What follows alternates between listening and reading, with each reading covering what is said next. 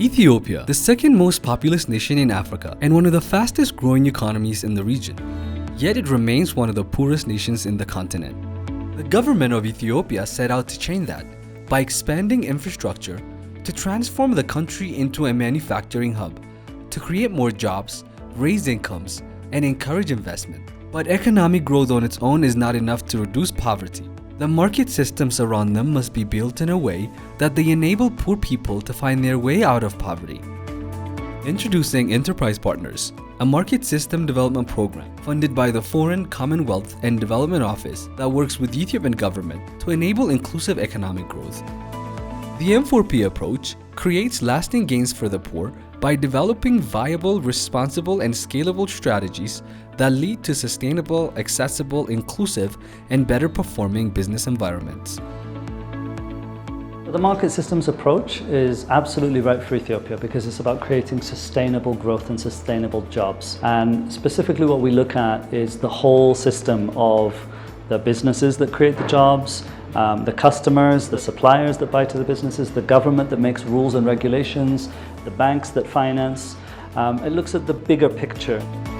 Enterprise Partners works across entire value chains and market systems to stimulate investment, encourage firms to innovate, reduce costs, provide better quality jobs, goods, and basic services to more people. What I would say the main achievement of EP as being the first and the biggest market systems approach in Ethiopia was bringing a new paradigm in thinking amongst development practitioners, government officials, and the private sector. So one of the continuous challenges in EP, which is the case also in many other development projects, is balancing between immediate and short-term results and long-term and sustainable nationwide or sector-wide results. So one thing that we've tried to balance in EP is between solving short-term and immediate problems versus understanding and trying to tackle systemic and strategic long-term problems of any market. We have actually created a very good understanding of Ethiopia's current status compared to its ambition, where we want to become a middle-income country in 2025 and a major manufacturing hub in Africa. So these strategies have shown us clearly where we stand and what we need to do in order to be where we want to be. So I would say that understanding consensus created amongst all actors by itself was an achievement because it was a joint and common strategy development and consultation process.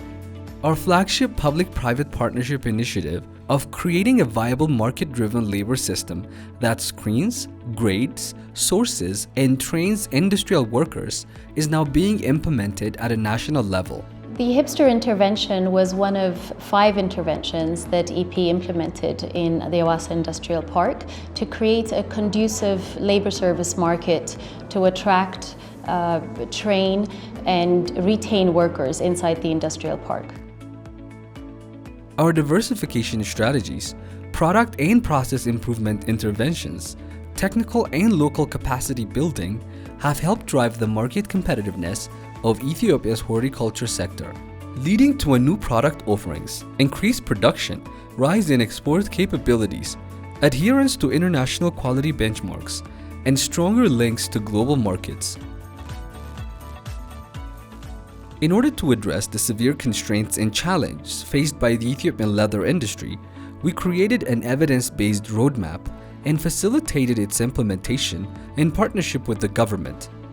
The critical transformations that were implemented give much-needed boost to the leather industry, enabling it to upgrade its value chain, meet international standards, and become relevant in the global export market. Finally, a robust market system for the poor requires their inclusion into formal financial systems. To do that, we addressed underlying issues in the regulatory environment and provided technical assistance to banks and institutions to meet requirements that enable them to access credit lines of more than $300 million for lending to small and medium enterprises provided by the World Bank. This program is very particularly important for the UK government in general because that shows a sort of a partnership with the governments of Ethiopia.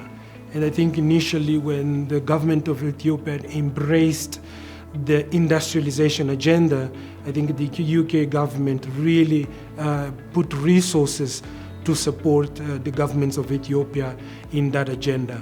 And one thing that is important when the UK government has put forward this initiative was to really help and enable the country to really get out of poverty and enable private sector development in general so that the country can become less dependent in aid.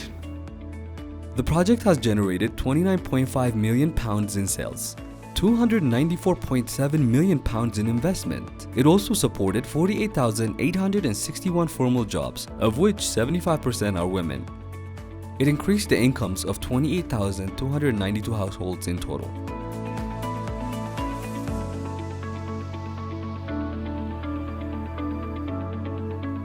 EP, the Enterprise Partner Program, that's a unique part of that program because it's very flexible. It fits itself with the government's program. They start with assessment. That's what makes them, stood up from the other development partners because they start with assessment. That's what the gap, they try to see before they start, intervention on the government's program. First, what they did is they tried to assess, what are the gaps in the sector that they want to support. So our relationship was started during the initiation period with the ministry. We had a close relationship with the AP. They also assigned some experts who are specialized in the area that they are going to support. So they just try to give us support in the capacity building for the private sector because the ministry looks after all the private sectors, whether it's in the business area or in the manufacturing area. This is the mandate of the ministry. So they try to give a support to the private sector in collaboration with us, and that was very effective. There was so many particular projects which are related with the support of EP, especially they just support us when we developed the 15 years cotton development strategy. That was one of the intervention, and the other intervention was 10 years laser development strategy. We come with these two strategies on the cotton and in the laser sector with the support of EP. As I mentioned earlier, they assigned experts which has a good experience in the laser and in the cotton sector. So we try to develop, the 10 years and 15 years cotton strategy and 10 years laser strategy. In addition to that, we also work with EP on the industrial parks. Standout feature of this was really its focus on light manufacturing. One of the things that is very central to our mission is a strong understanding and commitment that in the longer term, we want economic development jobs to be the way in which countries grow and reduce poverty. And so supporting initiatives in that area are really important for that, because of course we all ultimately want to get to a point where aid is no longer necessary and that countries are sustaining themselves through their own economic development. So we have a new program which is starting next year, which will be a 4 or 5 year program that will continue to do this. And one of the things that's happened so far in Ethiopia is that we have 1 or 2 industrial parks that have been very successful, but there are a number of others that are still in the process of really coming to their full potential. So we want to continue to support the ones that are up and running and doing a great job, but also look to see if we can support the others as well. Our success is not just our success, but a collective victory for all our partners. And we hope this success turns into a model for change across all of Ethiopia.